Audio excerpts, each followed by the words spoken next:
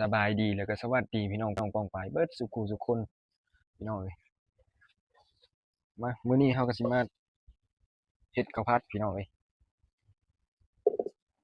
ขั้นตอนแรกเฮาก็สิเฮ็ดไข่ดาวก่อน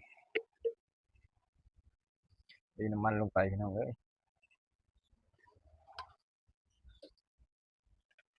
ก่อนเฮาสิผัดเฮาทำการเฮ็ดไข่ดาวซะก่อน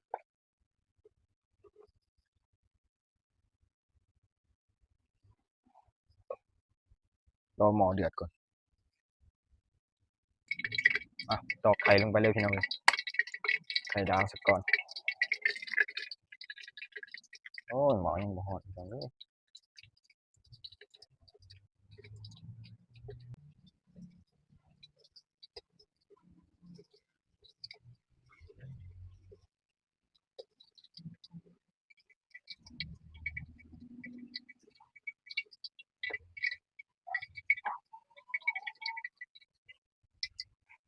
มาสิผัดหมูลงไปซะก่อนพี่น้องทอดหมูลงไปซะก่อน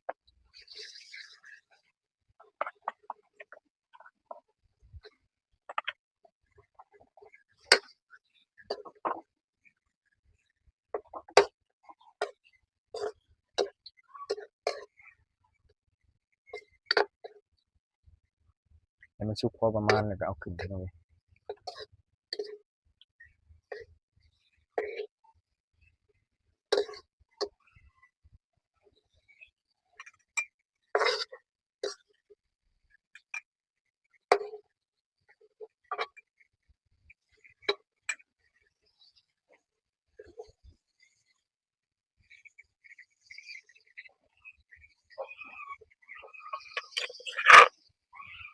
เตรียมลงไปเลยพี่น้องเริ่มผัดพี่น้องเอ้ยบัดนี้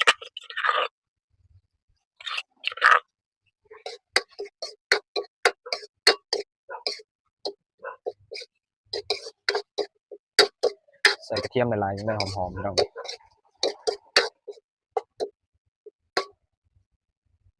ตอกไข่ลงไปเลย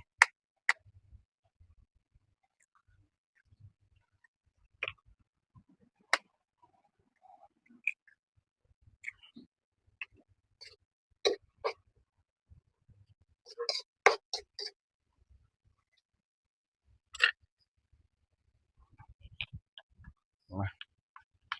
เอาทำกันเข่าลงไปเลยพี่น้อง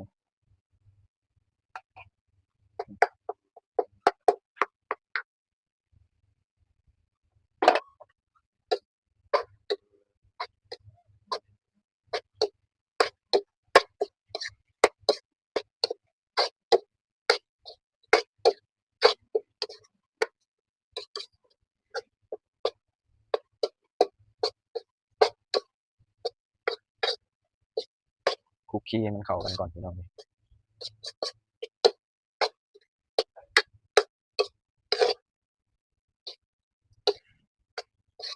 ใส่ซอสหอยลงไปเลยพี่น้องโอ้ไม่ได้เปิดนะใส่ซอสหอยเลยพี่น้องเอากะเลยใส่ลงไปจักหน่อยหนึ่ง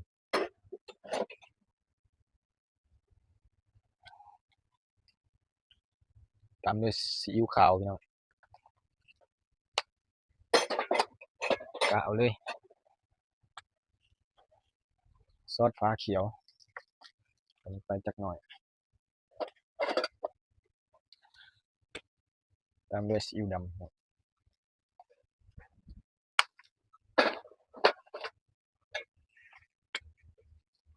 เม็ดกี้คนกับพี่น้องแล้วสมัย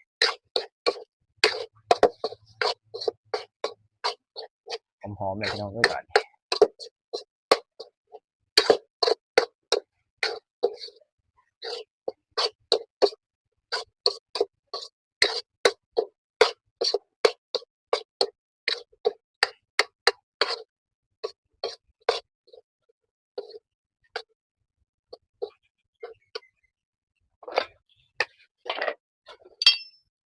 รสดีเติมลงไปจักหน่อยหนึ่ง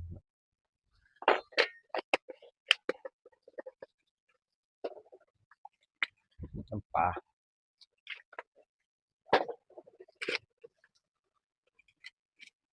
น้ำตาลพี่น้อง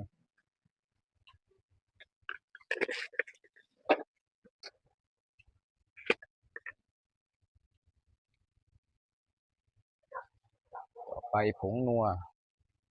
ลงไปพี่น้อง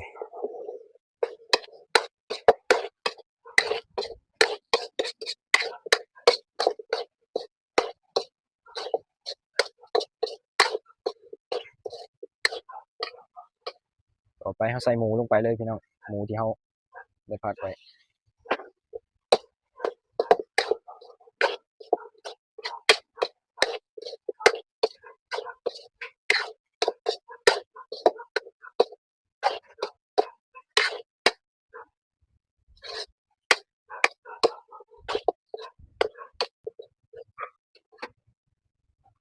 แครอทใส่ลงไปเพิ่มสีสัน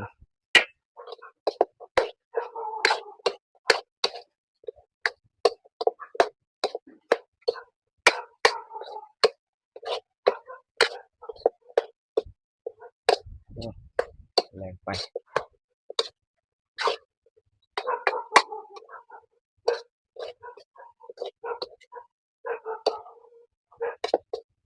เป็นยังไงพี่น้องสีสัน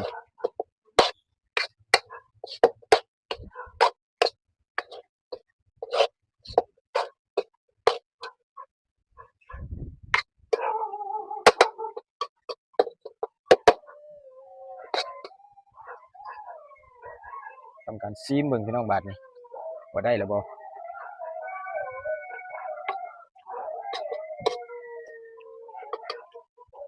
ยังบ่ได้เนาะพี่น้องปรุงเพิ่ม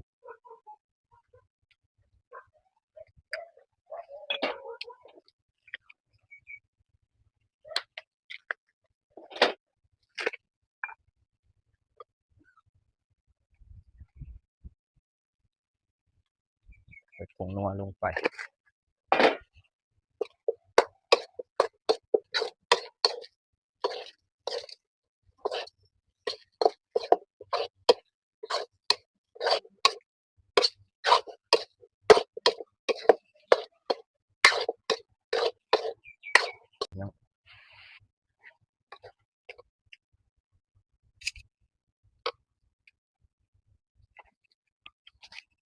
เติมแม็กกี้ลงไปอีกอาจจะได้แล้วล่ะบาดนี้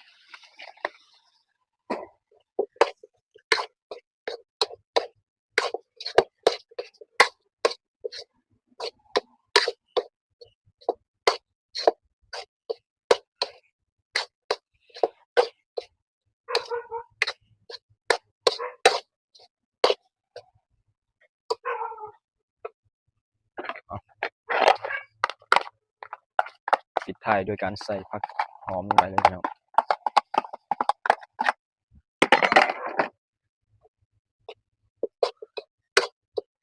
เข้าถึงเลยบาด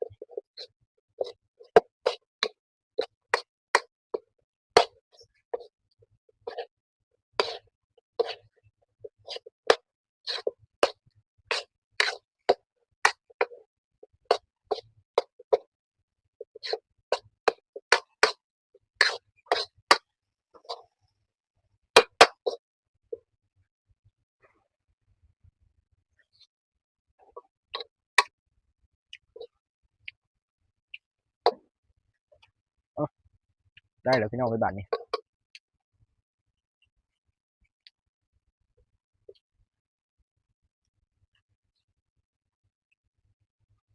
ได้แล้วพี่น้องไปบาดนี้ยอดแล้ว